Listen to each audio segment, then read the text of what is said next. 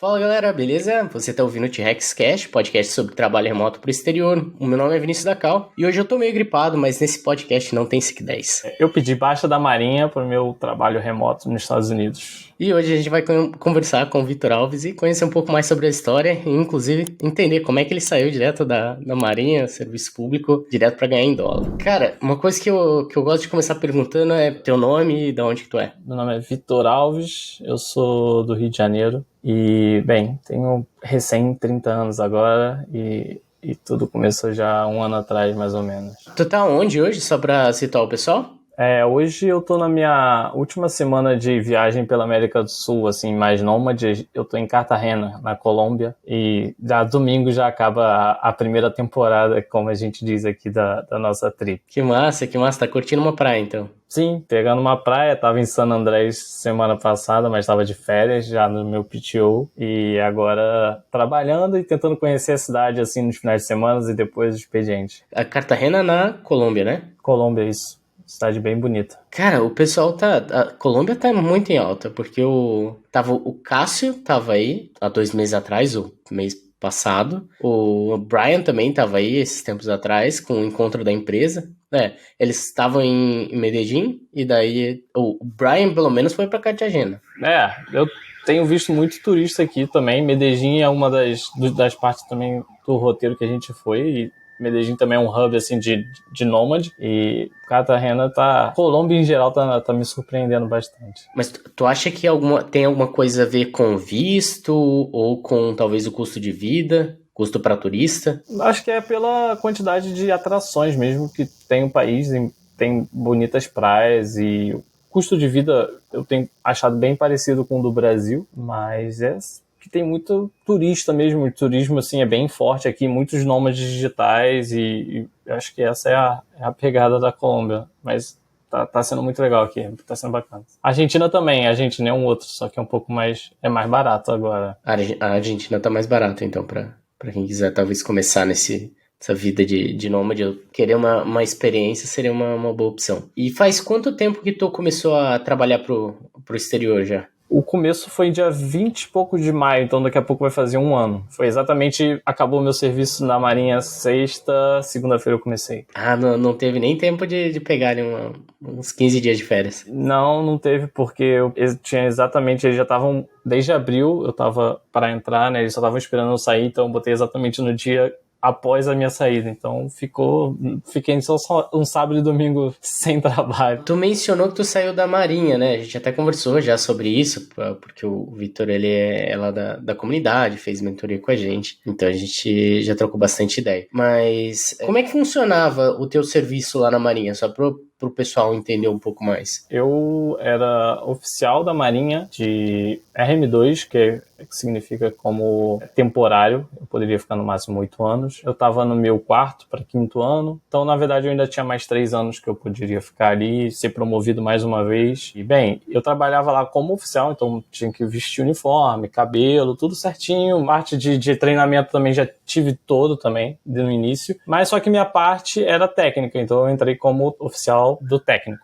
do corpo técnico, responsável da parte de TI. Então eu trabalhava numa área diretamente relacionada ao desenvolvimento. Então era a equipe de desenvolvimento. Minha rotina basicamente era normal de desenvolvimento com algumas partes militares assim envolvidas, mas basicamente uma vida assim normal, só que muitas das vezes maioria das vezes era presencial, né? Tu falou que tava 4º pro 5º ano, né? Qual linguagem, qual era a stack que tu trabalhava? Então, lá era bem diversificado, então a gente acabava pulando de um ano para o outro, às vezes mudava um projeto, mas eu trabalhei lá com Java, também tive um projeto em Java para Android, que eu trabalhei, e também algumas coisas mais antigas, assim, como ASP, a gente também encontrava lá, então tinha que ir do alfinete ao foguete. Tinha que ser bem flexível, né, cara? Sim. Desde ASP a Java. Muitos projetos. Tu não foi para uma vaga de Java, né, pro exterior. Ou tu foi para Java. Tu foi para qual Pois stack? eu fui já por uma stack que eu nunca tinha trabalhado. Eu fui para Node e eu não usava isso no trabalho, nem nos meus antigos trabalhos. O máximo que a gente usava era um JavaScript assim pro front-end, mas agora eu trabalho back-end, né, Node. E, bem, foi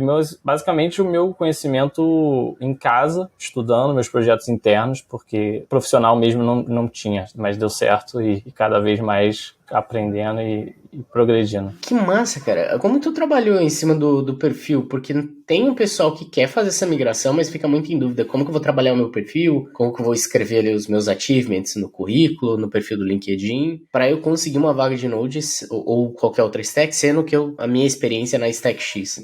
Isso não foi do dia pra noite, né, que eu falei assim, eu quero, eu não lembro de um dia que eu falei, eu vou mudar de carreira e agora eu quero Node, mas foi basicamente eu tava querendo conhecer mais sobre as novas tecnologias, eu percebi que eu estava desatualizado e não estava estudando conforme eu via as outras pessoas sabendo e tudo mais. Então eu falei, vou dar uma olhada nesse negócio aí de TypeScript, Node, que eu não estava muito ciente e eu comecei a gostar muito. Então passei, assim, alguns anos, 2 anos um pouco estudando e aprendendo e tudo mais. E depois, no meu LinkedIn em si, eu consegui colocar o GitHub, dizendo que eu fazia vários projetos de Node e tudo mais, e na entrevista mesmo eu tentava explicar que os meus conhecimentos em Java e todo o meu conhecimento anterior influenciava e que a linguagem basicamente era apenas a ferramenta, né? Então eu tentava dizer isso para o recrutador conseguir entender o que estava acontecendo. E também explicava o porquê, porque eles também ficavam curiosos por que houve essa mudança. Porque se a gente for olhar os princípios de Solid, Clean Code, até o livro do Clean Code, ele é escrito em Java, né? Os exemplos de código são em Java. Então dá para você utilizar bastante esse argumento, que faz sentido utilizar esse argumento referente à linguagem sendo uma ferramenta, né? Sim, sim. E eu tinha experiência com Java, mas com Node eu acabei me sentindo mais à vontade, assim. Eu não sei explicar direito o que aconteceu, mas eu consegui ter maior paixão ali pelo que eu estava fazendo. Eu gostava mais de desenvolver em Node que em Java, então eu preferi seguir esse caminho e não penso em mudar agora tão cedo. Quando tu começou a aplicar para essas vagas, ou quando tu recebeu a oferta, tu tinha quantos, porque tu falou que estava indo pro 4º, 5º ano ali na Marinha, só que todo esse período foi como desenvolvedor? Ou Sim. Teve outra... todo esse período foi com desenvolvimento mesmo? Eu já entrei direto na área específica de informática, existem eles abrem específicos para cada categoria, educação física, administração, direito, eu entrei junto com os outros para a área de informática e fui alocado numa diretoria para trabalhar como desenvolvedor lá. E daí com 4, 5 anos, tu começou a procurar vaga e tu encontrou uma vaga e qual nível? Bem, eu acho que se puder voltar um pouco antes, eu comecei em 2000 e... Na verdade... A história começa eu querendo aprender inglês quando a pandemia estourou. Eu já estava estudando um pouco Node e React também na época, mas hoje eu nem mexo tanto com React. E eu comecei a estudar inglês e eu vi que eu já estudava há muito tempo inglês e eu não falava inglês. Assim, desde a escola, cursinho, sai e volta, e meu inglês era aquele intermediário que nunca falaria com alguém, assim, na rua, não teria essa coragem, não falaria inglês. Eu falei, não, uma vez por toda eu tenho que aprender, eu sou capaz de aprender isso. Então, no início da pandemia eu foquei muito estudando inglês, tentando fazer aplicativo, tentando botar o máximo de inglês na minha vida, assim, escutando em todos os lugares. E, bem, isso já deu uma evoluída, comecei a fazer aulas com professores também, em inglês, e eu já comecei a me sentir mais confortável no idioma. Aí passou em junho, acho que de 2020, né? 2020, não sei, acho que em junho de 2021, na verdade. Foi em junho de 2021. Em junho de 2021 eu recebi uma proposta no LinkedIn de participar de um trabalho, uma proposta de uma empresa nacional. E eu nunca tinha recebido uma mensagem no LinkedIn, até porque meu LinkedIn estava totalmente desatualizado. Eu não estava no mercado, então meu LinkedIn era só o meu perfil, sem foto. E uma vez eu atualizei e eu recebi essa mensagem. Eu achei bem interessante o valor que ele estava oferecendo. Eu falei assim, vou participar para ver como é que é. E eu estudei muito, assim, porque tinha umas 2 semanas, assim, para a etapa que eu ia participar. Estudei muito, cheguei até o final do processo. E esse era o meu primeiro processo seletivo. E só não passei por uns detalhes, que tinham outras pessoas melhores. E realmente eu não estava preparado naquele momento. momento. Então eu pensei, pô, tem alguma coisa acontecendo aí. Eu acho que era exatamente naquele boom de vagas que estava tendo no mercado, e eu comecei a ver que existiam vagas internacionais. Então eu já estava com o meu inglês e as vagas internacionais estavam aparecendo para mim. Eu nunca também tinha pensado. Eu comecei a aplicar para essas vagas. Eu falei, vou ver o que acontece, já que essa aqui apareceu sem eu nem pedir, sem nem procurar. Aí eu comecei a fazer as participações de entrevistas. Fiz entrevistas, fui muito mal assim no início. Isso foi no final de 2021. Eu vi que existia um mundo ali. Eu falei, caraca, tem um mundo que eu consigo trabalhar. Foi daí que eu percebi que eu acho que eu conseguiria trabalhar remoto internacionalmente. Foi no finalzinho ali de 2021. Bem, esse foi os inícios das experiências do mundo remoto. Em 2022 que eu mesmo me decidi que ia sair da Marinha e comecei a focar em procurar uma vaga realmente. Foi no início de 2022, em janeiro ali. Foi mais ou menos nessa época que você entrou também na mentoria com a gente? Ali, porque a gente abriu uma turma em fevereiro e depois outra em maio. Foi então em fevereiro. Foi em fevereiro, porque teve uma época que eu mandei uma mensagem pra você, eu tava na dúvida se valeria a pena eu entrar em fevereiro ou esperar até março, porque eu teria que sair da Marinha em maio, até maio, né? Ou esperar até maio, mas você conversando comigo, a gente decidiu, achou que era melhor entrar em fevereiro, porque eu ia acompanhando e assim, em abril, que seria o foco mesmo ali pra já tentar conseguir alguma coisa, eu já teria tido todas as aulas, a gente já teria conversado sobre tudo, então eu já estaria apto pra ir no mercado. E realmente foi a decisão mais acertada. Eu consegui a vaga ali realmente em abril. Quando terminou ali a parte mais de conteúdo total, foi a parte onde eu já consegui minha vaga e eles aguardaram mais uns 20 dias aí, até realmente sacramentar. Como é que foi essa parte da procura das vagas? Tu estava encontrando vaga que batia bastante com o teu perfil? Foi difícil encontrar justamente por não ter essa experiência prévia profissional com Node? Como é que foi para ti? Então, até em janeiro ali, fevereiro, eu tava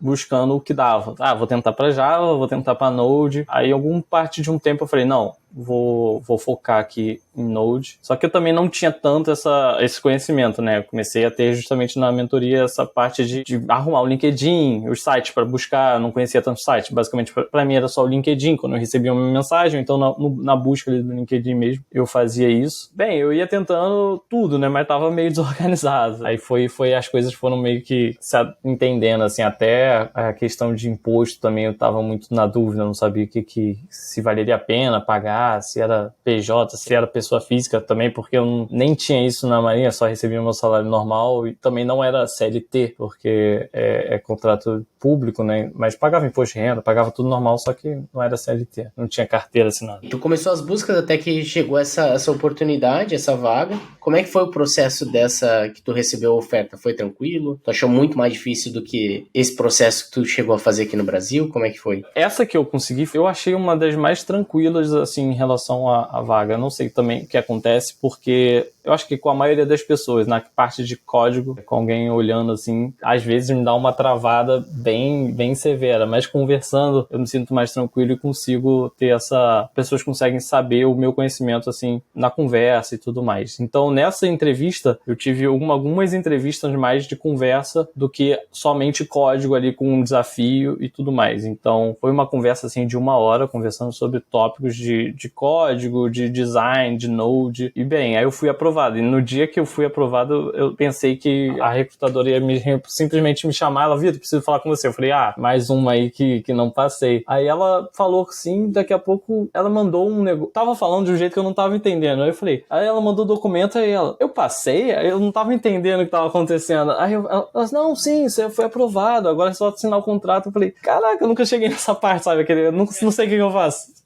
Nunca cheguei nessa parte aqui. Aí foi um momento bem, bem feliz, porque eu não sabia, não tava esperando ser aprovado e foi do nada, assim, simplesmente, não, vamos conversar e fui aprovado. Mas tá sendo ótimo, foi muito bacana. Tem algum benefício além do salário, claro, em dólar, mas teve algum benefício como equipamento, talvez férias, PTO? Sim, justamente uma das partes que eu acho que paga totalmente a mentoria foi essa questão, porque eu não sabia tanto o que dava para negociar, se dava para negociar ou não, e eu também era um cara que sou um pouco tímido, eu não tenho essa facilidade de fazer negociação, de puxar preço, até porque eu também estava fora do mercado há muito tempo, então não era esse tipo de cara. Mas lá eu consegui, teve eu acho uma aula que até que eu gravei bastante, que você falou assim, às vezes o salário não é não é tão fácil de mudar, mas os benefícios sim, às vezes os benefícios são mais maleáveis, né? E eu foquei nessa daí, mas já pedi meu salário eu já tava com a cabeça assim, vou pedir o que eu quero e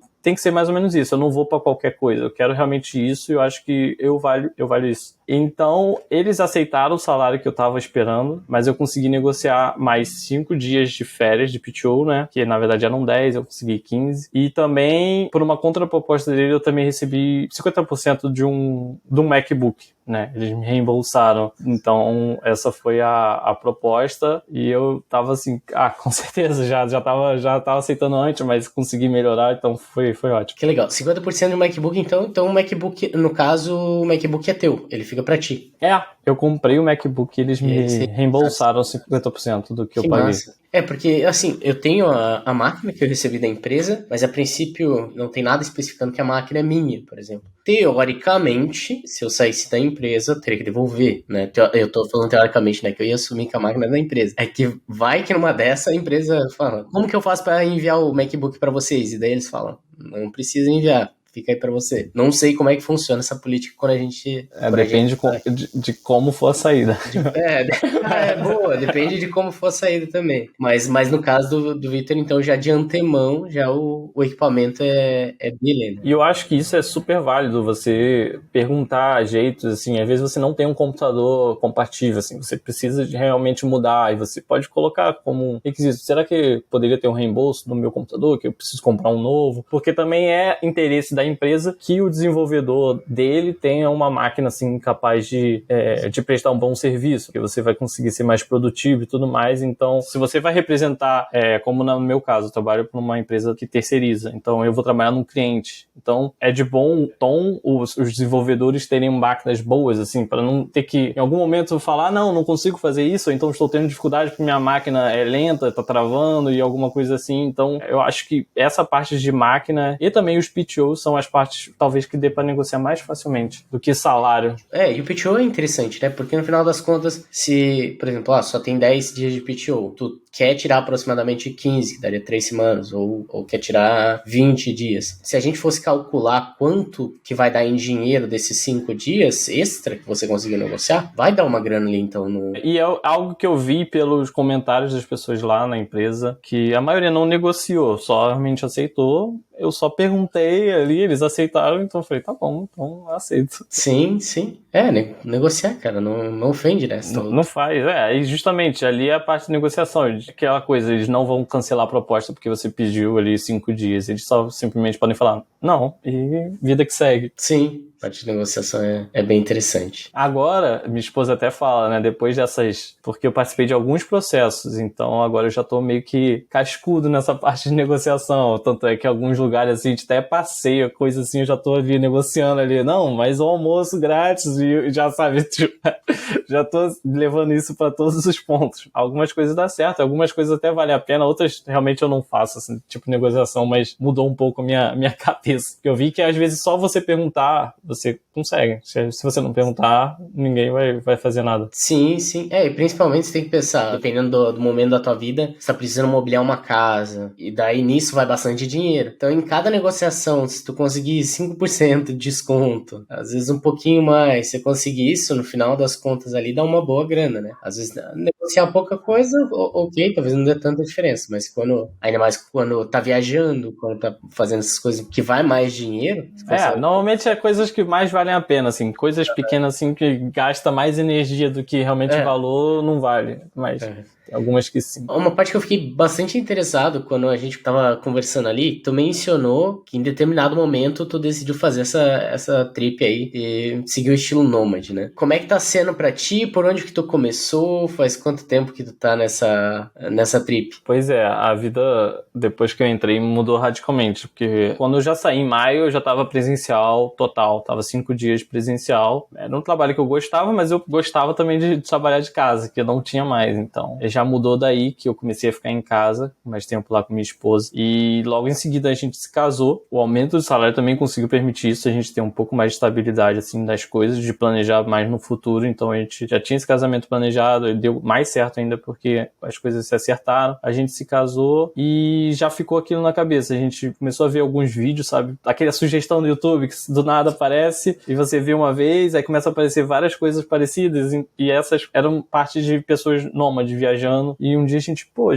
será que daria certo essa coisa? Isso no meados do ano passado. Então a gente viu uns 3 meses assim, a gente falou, não, vamos fazer isso e decidimos, falei assim, não, ano que vem, começar o ano, isso foi ano passado, então no início desse ano a gente vai fazer uma viagem por aí para começar a trabalhar e ficar remoto trabalhando. Aí a gente decidiu, assim, faltando em novembro, a gente falou, tá, vamos começar pela Argentina. E vamos começar em Buenos Aires. Depois a gente vai vendo. A gente não tinha nada certo. A gente só tinha Argentina. A gente só tinha passagem de ida pra Argentina. É isso que a gente tinha. E a gente falou assim, vamos tentar conhecer Argentina e Colômbia. Aí foi aumentando, sabe? Cada dia a gente ia conhecendo um pouco mais do nosso plano. E agora realmente o plano tá finalizado. Já tá tudo certo. Mas até a semana passada, se você me perguntasse, eu ainda não ia saber quando é que a gente ia voltar, sabe? Não tinha tantas... A gente sempre tava só uns dias, assim, uns 20 dias na frente. Em janeiro a gente começou, 7 de janeiro a gente foi pra Argentina, estamos até agora fora do Brasil, né? Então agora semana que vem, domingo, é que a gente volta e vão ser aí 4 meses praticamente que a gente ficou viajando. Aí foi Argentina e Colômbia e, bem, eu acho que essa é só a primeira parte ainda do nosso plano, que a gente está pensando ainda, do mesmo jeito que a gente está do outro, de fazer a segunda temporada ainda nesse ano. Que massa, que massa.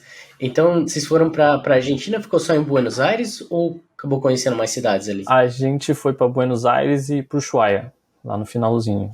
Aí o Ushuaia também foi de férias, foi uma semana e pouco de férias. Buenos Aires foi o maior tempo, né? Porque a gente também não queria assim, o nosso modo a gente estava tentando conhecer mais e pegar mais a cultura e tentar viver assim como se fosse uma pessoa normal dali. Então, se a gente ficasse tanto tempo mudando, assim, cada semana numa, a gente poderia conseguir conhecer muitas cidades. Mendoza, conhecer várias cidades na Argentina, várias cidades da Colômbia, só que é um negócio muito desgastante. A gente acharia que seria muito desgastante e também a gente queria aquela sensação de, sabe, de já ter o restaurante que você gosta, de falar assim, não, já sei como vou para aquele lugar, já não tem que olhar no Maps, já sei como vou, e a gente conseguiu isso em alguns lugares e essa parte era legal, que a gente já, vamos lá naquele lugar, a gente já sabe qual é a melhor pizza do bairro, já sabe essas coisas. E ficando só uma semana, você tá sempre perdido. Você passa a semana toda perdido. Quando você tá se localizando, assim, aí tu já tem que partir para outro lugar. Então essa foi a nossa ideia. Tentar ficar um pouco mais, assim, pelo menos um mês,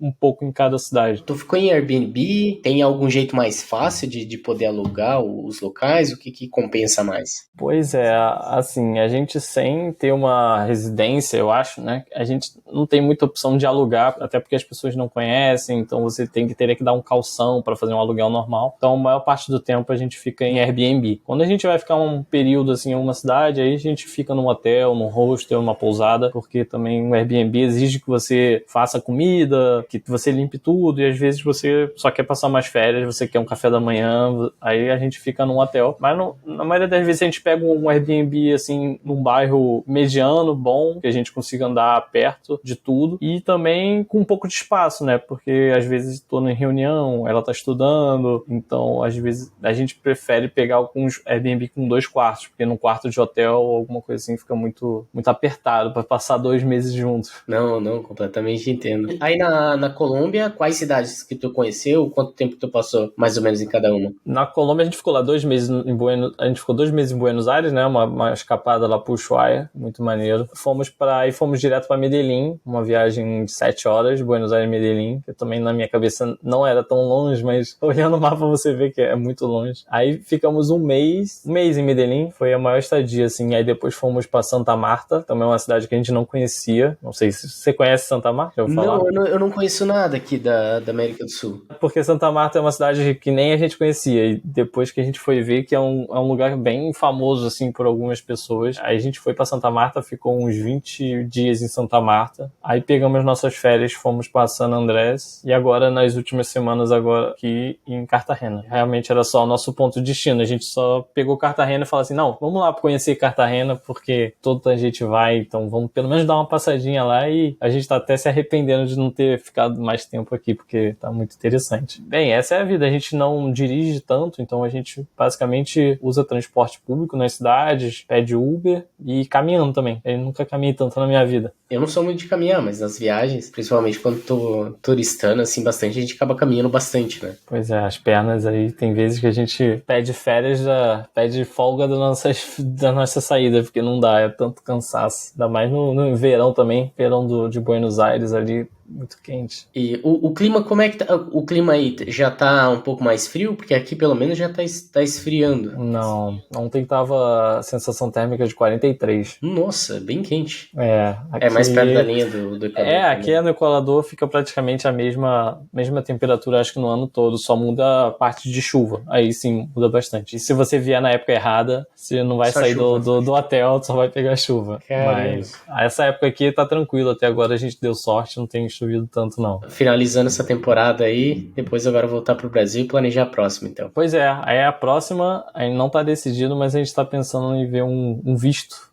tem um visto próprio de Portugal, né? E de outros países também, de nômade digital. Ah, que legal. Permite a gente ficar 1 ano, né? Aí você consegue renovar 2 anos, dá pra ficar mais tempo, mas do que além do visto turista que permite 3 meses, e eu acho que tem um risco, assim, de ficar viajando lá dentro, pode ser que, sai, vai pra Inglaterra, e volta, aí o cara vai perguntar de novo na imigração o que você tá fazendo. Então eu achava que teria um risco desnecessário, e a gente tá vendo a questão do visto. E com o visto de nômade digital a gente conseguiria alugar um apartamento, assim, de uns trâmites normais, e ficaria muito mais barato. Entendi, faz sentido. Portugal é bem legal, cara. Eu gostei bastante, assim, pelo menos como turista. Custo de vida, comparado a outros países da Europa, é um custo de vida bom. A qualidade de vida ali é muito boa, o custo de vida é interessante em relação aos outros, porque é um dos mais baratos ali em relação. A alimentação também é muito boa. Ela é um pouco mais parecida com a nossa, comparando com outros países, então você não se sente muito deslocado, comparado com países igual a Londres, por exemplo. Londres eu já me senti mais deslocado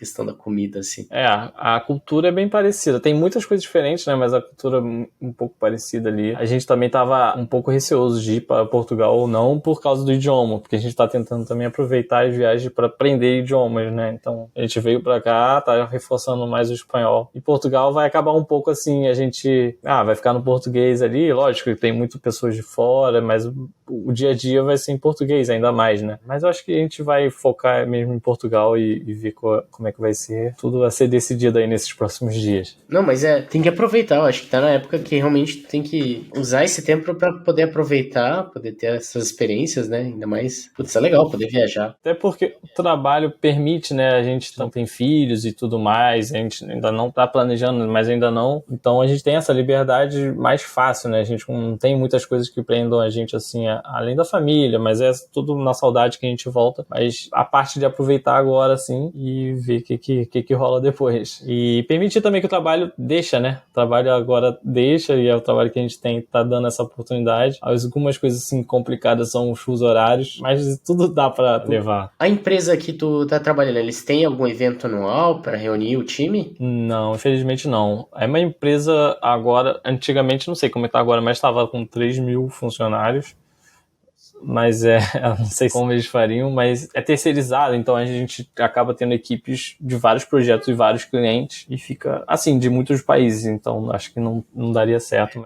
Não comportaria, eu acho que ficaria meio complicado pra reunir todo mundo, né? Sim, seria interessante, mas infelizmente não teve, não... Imagina a festa de final de ano da empresa com 3 mil pessoas.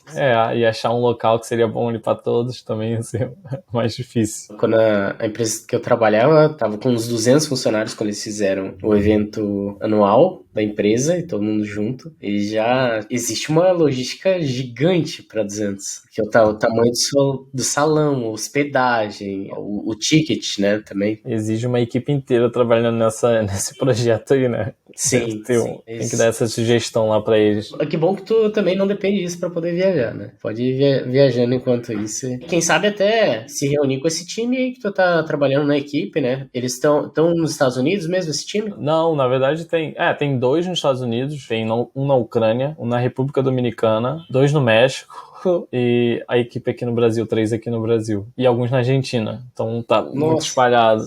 Tu chegou a conseguir trabalhar com alguém junto quando tu tava na Argentina? Não trabalhei porque, faltando acho que uma semana pra eu chegar lá, ele saiu do projeto. Ele foi pra um outro projeto. Mas a gente já tinha trabalhado uns 4 meses juntos. Aí a gente se encontrou, a gente foi jantar num restaurante lá, marquei com ele. Aí foi maneiro.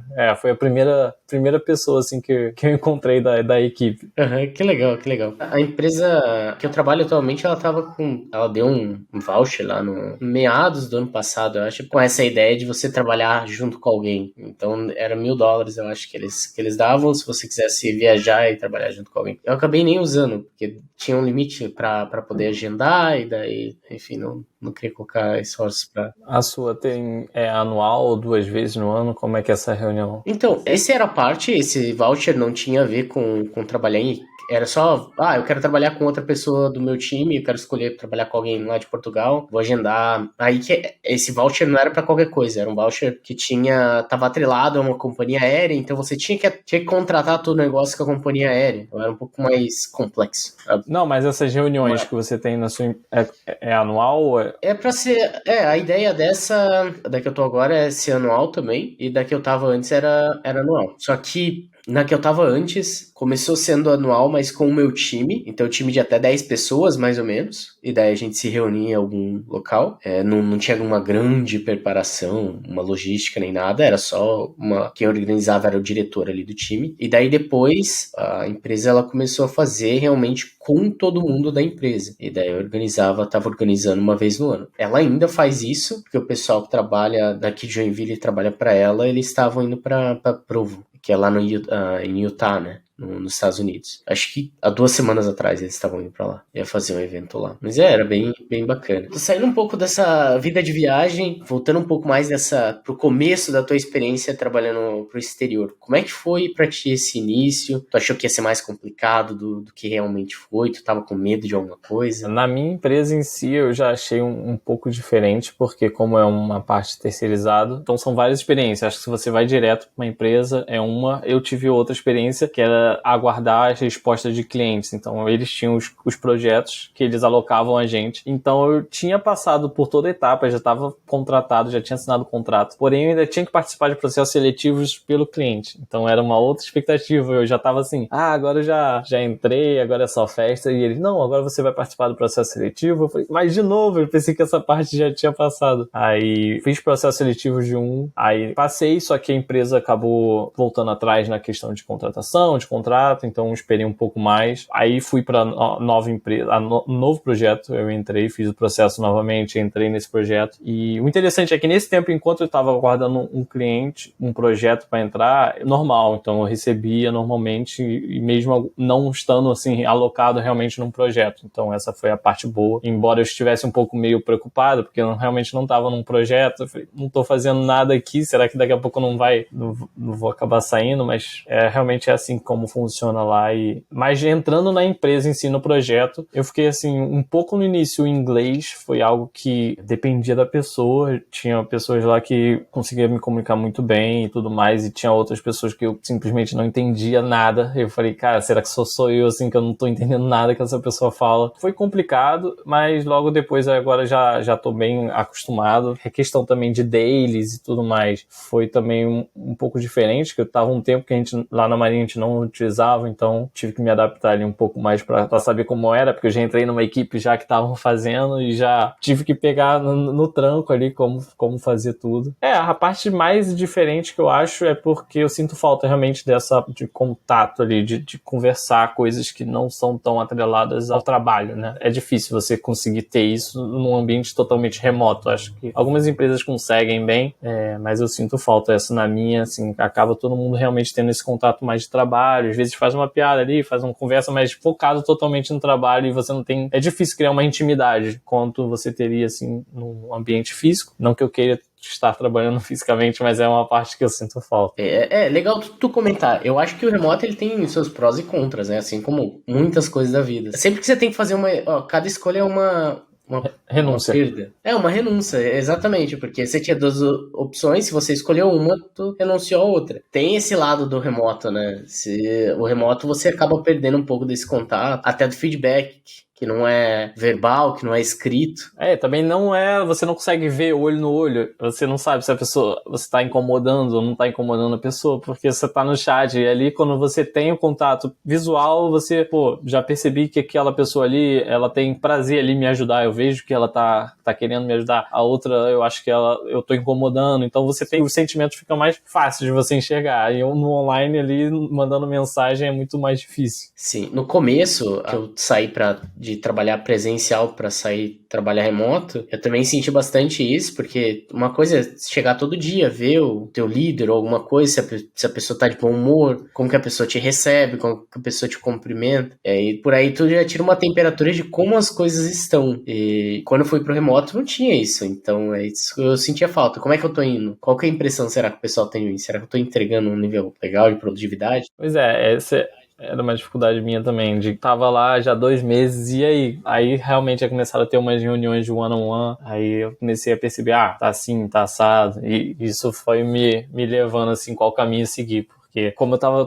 completamente diferente, trabalhando presencial, militar, num ambiente totalmente ali de amigos, amizade, né? Todo mundo era amigo ali, e cheguei num ambiente novo, trabalhando online em inglês, e também não sabia o que eles achavam do meu inglês, então foi bem preocupante, assim, no início. Falei, eu acho que os caras não estão gostando. Mas aí depois soube que tava indo bem e só seguindo aí do meu jeito tá dando certo. E tu acha que o tanto que tu tem que trabalhar hoje, tu acha que é mais?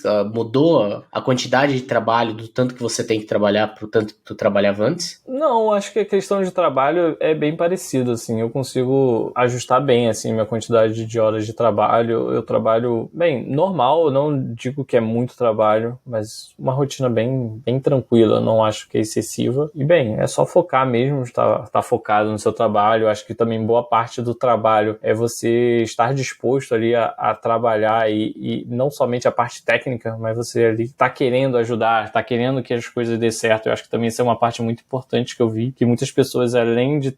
Não basta ter apenas a parte técnica, você também tem que estar engajado ali, tem que estar querendo, as pessoas têm que estar percebendo isso de você. Eu acho que isso é uma parte muito importante. Não basta só focar ali na parte do hard skill, mas o soft skill, você ser uma pessoa com que as pessoas gostam de lidar, isso também eu acho que é muito importante. E a questão do trabalho em si, eu tô gostando muito, assim, da questão da quantidade de trabalho, tá sendo super... Já tô acostumado, tá dando super de boa, assim, dá pra levar tranquilo. Legal. Vocês estão trabalhando com ciclo de sprint, com Scrum, Kanban? Sim.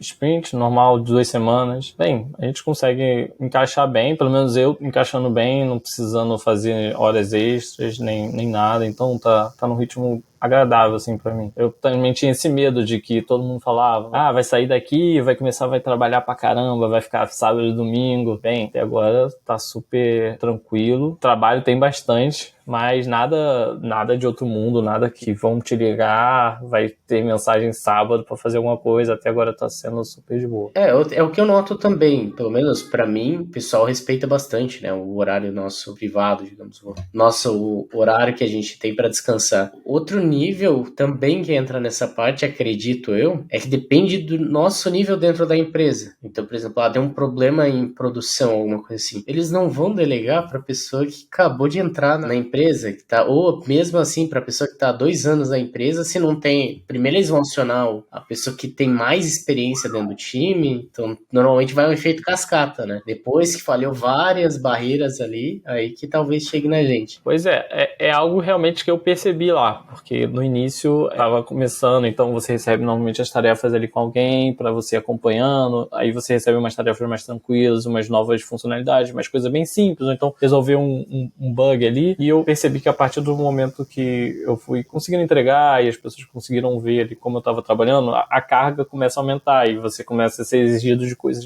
de alta complexidade, coisas mais difíceis, mais quantidade de horas para trabalhar, mas isso também porque você vai ganhando mais conhecimento, então você vai ficando ali. Eu consigo ter coisas mais complexas, mas eu também já tenho um conhecimento grande, maior do sistema, então não é tão difícil para mim quanto seria se eu recebesse isso no início. E acho que isso também é um medo de bastante gente, né, de conseguir ganhar mais responsabilidades, porque você vê uma pessoa que tá num nível superior e tu fala, caraca, essa pessoa tá fazendo coisas muito difíceis, eu não gostaria de estar na situação dela, e você sempre acha pensando dessa maneira, mas eu acho que quando você chega lá, é como se você já tivesse na mesma tarefa que você tá recebendo agora, entendeu? Você já tá mais acostumado, é como se fosse a vida normal. Isso também eu via muito na questão da Marinha, porque tinha muita hierarquia e muitas pessoas tinham medo de subir de posto, né? Porque pensariam que teria mais trabalho e mais exigência, mas na verdade você se acostuma e as coisas só vão fluindo naturalmente. Acho que essa é a ideia. O que você acha? Você não acha que é assim também? Cara, total. Eu acho que tem um skatista que é o Rodney Mullen, um dos melhores skatistas da história. E se tu vê o vídeo do cara lançando manobra, é tão rápido a sequência e as coisas começam a escalar tão rapidamente, você fala como que um ser humano consegue fazer aquilo. E as pessoas ficavam perguntando pra ele como que você consegue executar tanta sequência com tanta perfeição e tudo mais. Ele, quando criança, ele ia fazer umas manobras assim que acho que era o freestyle, que chamava na época, até com outro estilo de skate. O cara é tão foda que o skate que existe hoje é por causa dele. O formato do shape e tudo mais, ele ajudou a desenvolver, chegar nesse formato até pra aguentar o nível de manobra que ele lançava. E daí o que ele falava era que também existe na computação, que era você não começa sabendo tudo. Você primeiro aprende uma base, você deixa ela bem estabelecida, e daí aquilo vai virar uma abstração pra você. Então, ele não pensa em como que eu vou fazer um flip. Ele não pensa isso, tipo, ele tá lá internamente já uma caixinha.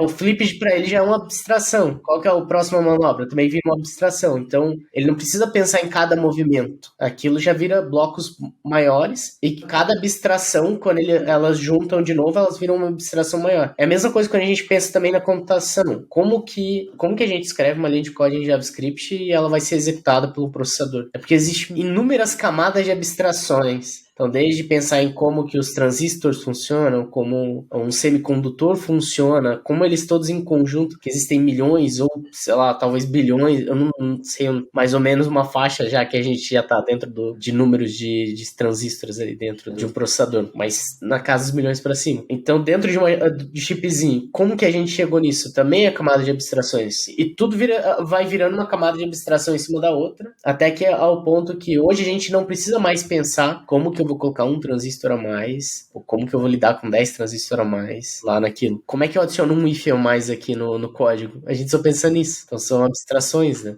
E também muitas das coisas que você vai aprendendo é justamente com os outros, né? Eu tô percebendo que lá no meu trabalho eu tô conseguindo aprender muito porque tem pessoas muito boas, então eu consigo acompanhar como eles pensam e eu também tenho essa ideia comigo que eu tô ali fazendo o meu trabalho, mas eu também quero aprender o máximo. Então meu pai falava comigo assim, não, vai lá, mas tenta pegar o máximo de coisas que você conseguir das pessoas, assim, não de conseguir, mas de você aprender. A pessoa tá ali disposta a ajudar e você também tá querendo aprender, então eu tento sempre ali ver o que a pessoa tá fazendo. Às vezes perguntar, por que você decidiu dessa forma? Eu não tinha pensado assim, então tentando ao máximo pegar e aprender com as pessoas também, ver os erros também que as pessoas cometem para não cometer tanto de hard skill, mas também soft skill. Alguns comportamentos que eu não gosto, eu falo, eu acho que isso aí eu não devo fazer porque eu não achei legal. Todo mundo tem alguma coisa a te ensinar, né? Todo mundo serve de exemplo, às vezes serve de exemplo a não ser seguido. Sim, algumas vezes essa é o melhor ensinamento,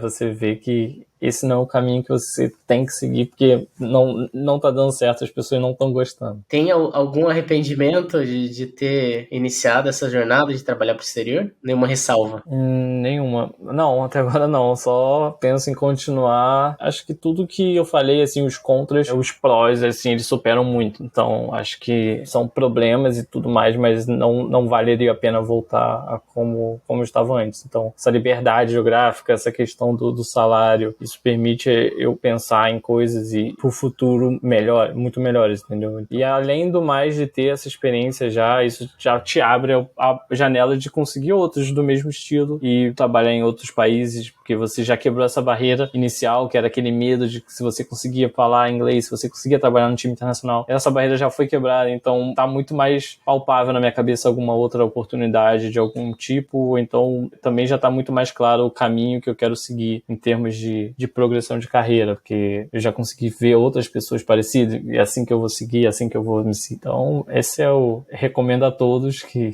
queiram essa vida, assim, que procurem essa carreira internacional, né? Foquem bastante no inglês, que é muito importante, e cai dentro das entrevistas, vai fazendo entrevista, vai aprendendo, vai tomando porrada, vai caindo nas entrevistas e vai aprendendo o que errou, pra na próxima não errar a mesma coisa que errou naquela. E foi assim que eu fui indo. Novamente, né? Camada de abstração. Tu começa a fazer entrevista, tu vai ganhando aquele skill, se aperfeiçoando naquele skill. Na próxima entrevista ou nas próximas, Sim, tu vai fazendo já assim, tá né? no automático. Já faz, na primeira entrevista você vai ficar bem nervoso, não vai conseguir falar nada, mas depois na terceira tu já sabe mais ou menos o tipo de pergunta que vão fazer, você já sabe mais ou menos como é que você vai falar e tudo sai naturalmente. Tu tem alguma dica? Isso praticamente já foi uma dica mais que especial pro pessoal. Focar no inglês e focar em fazer entrevistas o quanto antes, né, pra conseguir evoluir. Mas tem mais alguma dica que tu queria lançar pro pessoal? Cara, eu acho que pelo que eu tenho visto, é aquela que eu já tinha falado antes, a parte de hard skill é bem importante, você tem que se manter atualizado, tem que apresentar seus conhecimentos lá, certo? Mas a parte do soft skill é algo que impacta muito na sua carreira, se você vai progredir ou não dentro da empresa ou no cliente ou não, você sempre tem que ser uma pessoa que você gostaria de trabalhar com. Então, se você não for essa pessoa que você, eu acho que eu não gostaria de trabalhar comigo mesmo, então tem que mudar o seu jeito. E também se você estar disposto, assim, a trabalhar, isso é o que eu tenho mais visto que faz a diferença. Você ser a pessoa ali que está disposta a aprender, disposta a trabalhar, a tirar dúvida dos outros, isso é uma parte que faz completamente a diferença. Não somente, esse cara é técnico, mas esse cara, ele consegue fazer tudo, ele consegue ajudar, ele está sempre disposto, está sempre ali. E isso é uma parte que também que impacta muito. Tentar ter essa mentalidade de tentar contribuir, de ajudar, de ser aquela pessoa ali agradável. E, bem, é isso que eu tento seguir no meu dia a dia. Não é só fechar o detalhe técnico, né? Pensar em realmente resolver o problema, né, que tá sendo proposto.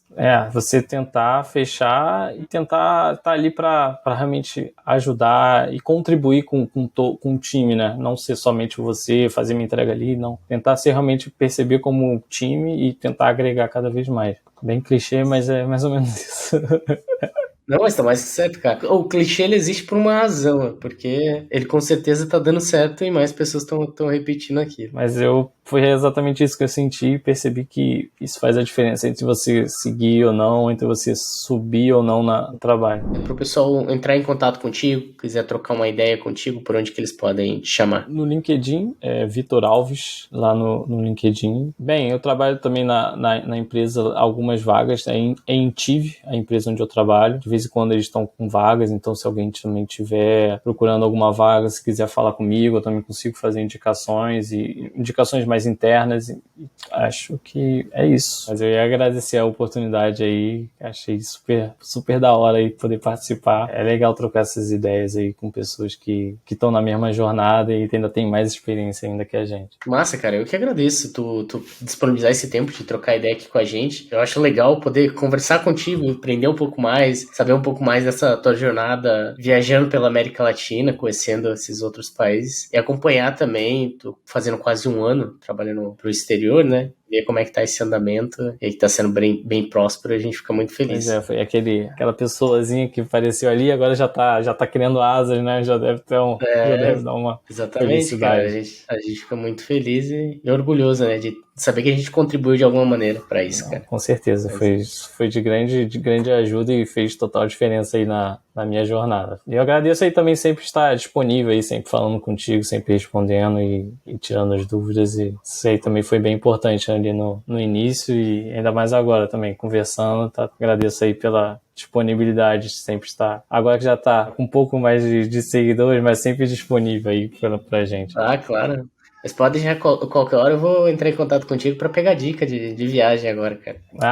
Pode perguntar. Tem um Instagram também aí, se depois quiserem colar com dicas de viagem, estou fazendo Instagram também com minha esposa.